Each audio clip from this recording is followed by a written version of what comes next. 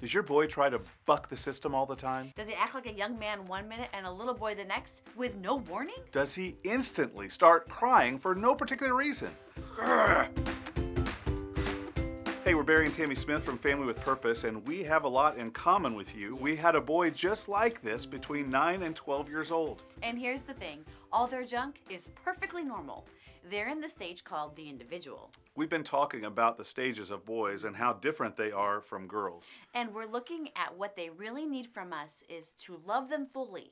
I remember our son's late elementary years. He was good in school. Yes. He loved sports of all kinds. He played soccer, baseball, football, and basketball. My goodness, I remember you being his coach for basketball. I did that for a couple years. Yes. Not soccer, though. I still don't understand soccer. And our kids played for years I and don't. years and I years. got it just enough. And Max was a goalie, so I knew when he stopped the ball, that was good. Yes, Max did really well in school, but he had the tendency to keep it all together at school. During the day. Yes, and then he would lose his mind on the way home before sports. Then he'd be okay again before practice. It was like having a bipolar kid, not to make light of that, because I No. understand that's a real Right, thing, but totally. Jekyll and Hyde, like what in the world? Yep.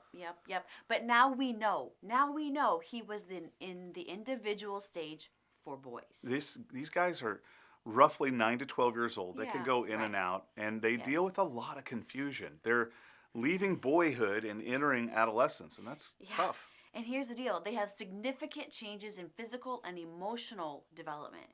Their testosterone is surging at least 5 to 7 times a day. Yeah, I'd say it's more like 5 to 7 times a minute, but Sometimes. it's here we get a Really? glimpse of a young man at one time with more and more doses of childhood at Yep. other times. These boys are searching for masculinity.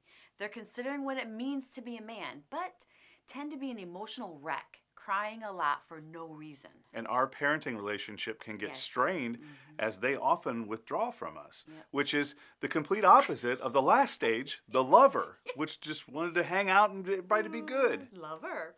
The main question in the 9 to 12-year-old individuals is, how do I fit in? Or can I fit in? Yeah. That's a really important thing. And it's super important because it's hard already as a teenager, but they're entering the adolescence with this question. It's a big deal. And in their brain and in their body, there's all these significant shifts that are going on. And they're wanting to play with Legos one minute, and then in the next minute, he's talking about the opposite sex, which is kind of cool and kind of scary at the same It's time. really hard to keep up, but you have to, as a parent, be a good student of those boys. They often will choose their friends over parents, and they begin to do that more and more and Yes. more Yep. as they get older. Yep. And they're evolving. The name of the game in this stage is emotions. And they have lots of it. It's like their heart is growing more and changing more than even their own physical bodies, which is quite a bit at this stage. It's like these huge volcanic eruptions that go on, and Yep. you're just like, what in the world? Where did this come from? And they're also experimenting with everything. They want to make their mark on the world. They become risky too. They start smoking or trying alcohol or Yep. doing drugs or talking or experimenting with sex. Yep. A lot of them, if they're not doing all that, they're cussing. Yep. They're just breaking the rules. It makes them feel like they're in charge, like they're older than they are. They have control, and it means they gain power when they do those sorts of things. It's not Yep. like they're bad kids, Nope. but they're just acting out in Right. some ways, trying to grow up. Yeah, they're also very critical. Yeah. They criticize a lot. That's- And they are their worst critic. They criticize themselves, and they think everyone's out to get them. And then they're super critical of other people Yep. as well, and not afraid to share it. You know, Yes. did you see how Sam threw like a girl tonight when he was pitching? And like, you're just like, dude, You would never have said that before. What's going on? you certainly wouldn't say it in front of Sam. Yeah, or in front of your mom. But remember, all of this is normal. It's what 9 to 12-year-old Yes. individuals do. It's just And what as they parents, you may be thinking, I'm not cut out for this emotional energy and redirecting. However, if you know what their main needs are and your role as their parent, life will be so much easier. do. And you'll be able to manage your expectations way better. That's so 9 to 12-year-olds, they need some important constants from us. Yes, Number yes. one, they need limits and opportunities. I guess that's two, but that's number one for Yep. you. You got to remember that they're experimenting a Yes. lot. So opportunities are good with some limits around them. They can't decide what's safe and what's not safe. They want to stretch their wings a lot, Yes. but they lack the wisdom and experience to know how far is too far when they're stretching their wings out. It's really a sensitive tension to manage for sure. Not a problem to solve necessarily. No. It's just tension. The second constant they need from us parents is number 2, supervision. As caregivers, we need to keep tabs. 4 areas to watch closely are grades, hobbies, friends, and moods. The outward expressions of these areas are indicators of what's going on internally. They have a hard time articulating what's wrong. They just can't explain it, these boys. So they ask them some open-ended questions, get a dialogue going, and continue to be a good student of these boys and observe what's going on and to help them in those matters. The third constant that these boys need from us as parents is number 3, information. True, straight talk with accurate information. No sugarcoating. Well, you're kind of putting the parent thing on. It's a big True, deal. you listen here. Straight talk. You got to learn to curve that. Is that Clinton or Obama? Anyway, because if you don't share true information, they're going to seek it from their friends. Yes. And it probably won't be accurate. And even if it is, it's probably going to be too much information if they get it from their friends. You don't want that. That is so true.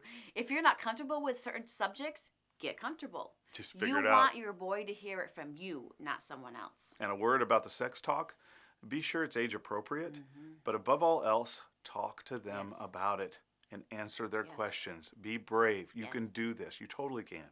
The number 4 constant boys need from us is involvement. They need to be involved in different activities as they're experimenting, and you need to be involved in their activities too, at least somewhat. Yes. This is why I loved when you coached his basketball team and getting to know his friends and teaching them all about leadership and good skills. You were the mentor. It was a big commitment, but it was fun getting to know his friends. It was intentional. That's for sure. I really enjoyed that. The 2 main influencers in these boys' lives are parents and peers. Their peers will be involved in their lives, so we need to be too. Yep. And the last constant that these boys need, number 5, is outlets. They need ways to discover who they are, what makes them tick, and where their place is in life. Parenting these boys can be tricky, but if you engage with them, keep the dialogue going, keep them active, and fasten your seatbelt, you will be fine. You just need to remind yourself to get involved and get in things with what they like. That's really important. And the more involved you are, the better it's going to be. Yeah. Take mentoring them in their activities. It is so important.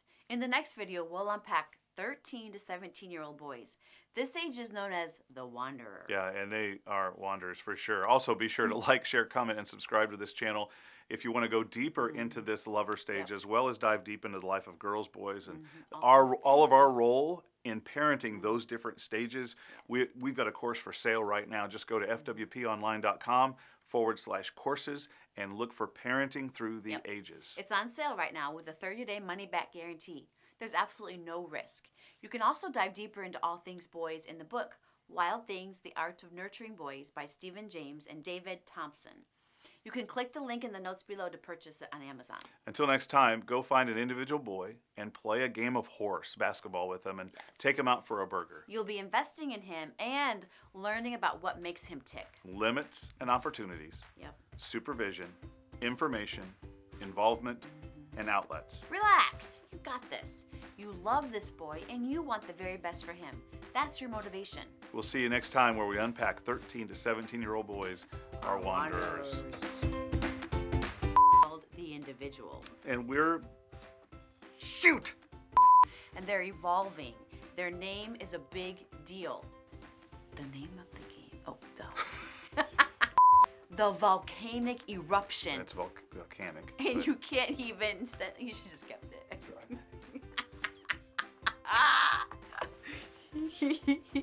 Would you say volcanic?